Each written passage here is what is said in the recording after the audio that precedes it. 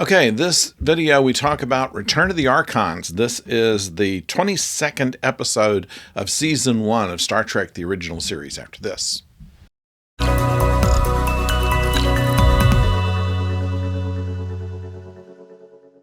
Hello out there, I'm the oldest nerd, and talking about the first computer mind control with the best intentions story that Star Trek did. This was Return of the Archons, and it deals with a society that is almost mindlessly peaceful. They walk along kind of like they're hypnotized and speak to each other only in terms of peace and love and joy, and then festival hits and they become all a violent mob, raping and pillaging and breaking windows and screaming in the streets. And then 12 hours later, they're back into their quiet time. And of course, this is all because, and we know about this, that Landru is a computer, and the whole idea of a peaceful society is just to be forced to be peaceful.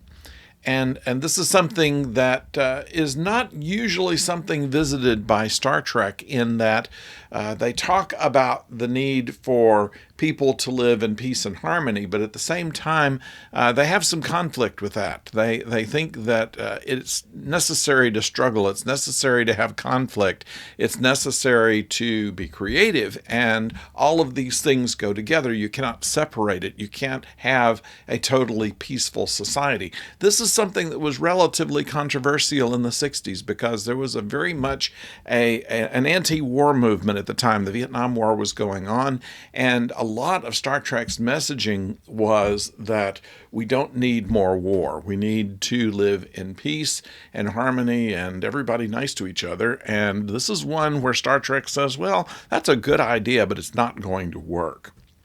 There are a number of good lines in here, although there are a couple of things that bother me about this. Throughout this episode, McCoy is not called Bones by the captain. He's called Doc.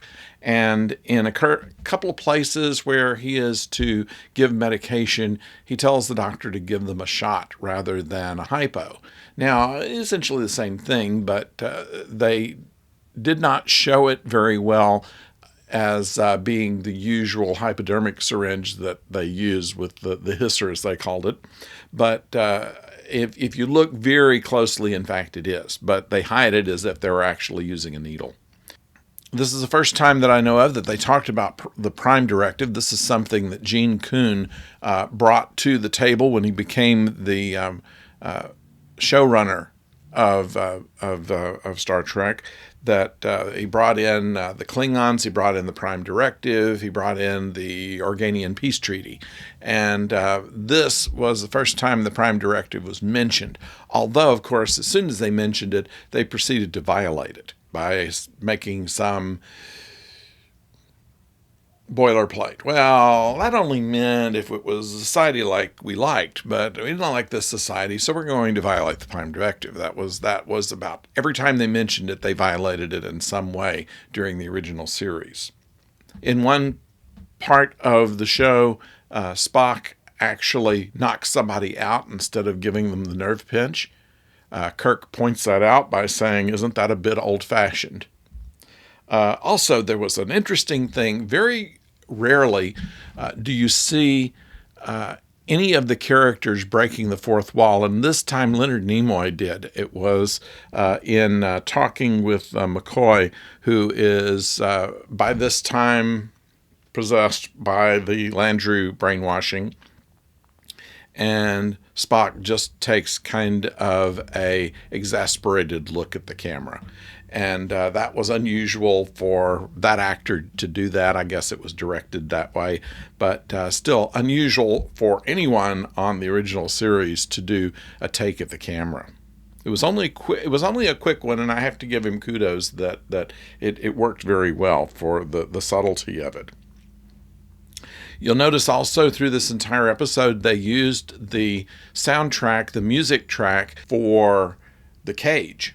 all through this, which is interesting because they had pretty much abandoned that. Alexander Courage, of course, wrote the theme song and wrote all the music for the pilot, but then after a disagreement with Roddenberry, left the show, and all the incidental music during the show was written by their people. However, they used all of Alexander Courage's music cues in this particular episode. They also speak a lot about soul here with the computer society. They have peace, but they have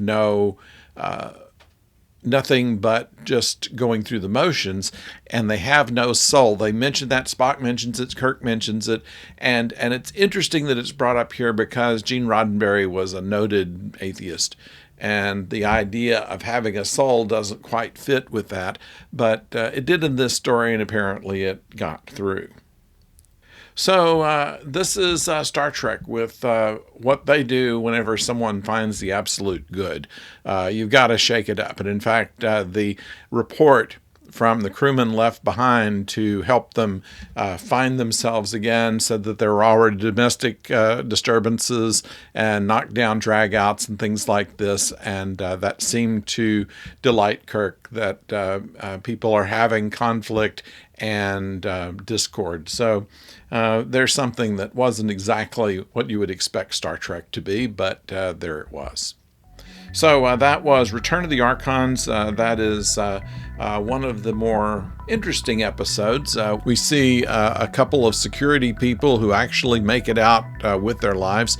Nobody on the crew is killed, and that's an unusual thing when they go down on a planet. So we have more Star Trek coming to you. We'll have another retro review next week, and next week's episode is going to be Space Seed, which is the episode that kicked off Star Trek The Wrath of Khan. So we hope that you'll be around to see that. In the meantime, please subscribe, and if you've not already rung the bell, please do that as well so that you'll know when the next video comes your way. We're trying to keep a pretty good number of videos coming your way. We're doing The Last of Us, The Bad Batch, the Star Trek retro reviews, Doctor Who as we get news about them, and more. So your subscription to this channel would be welcomed, and we'd like to have you back next time we're here. And until next time, don't go far.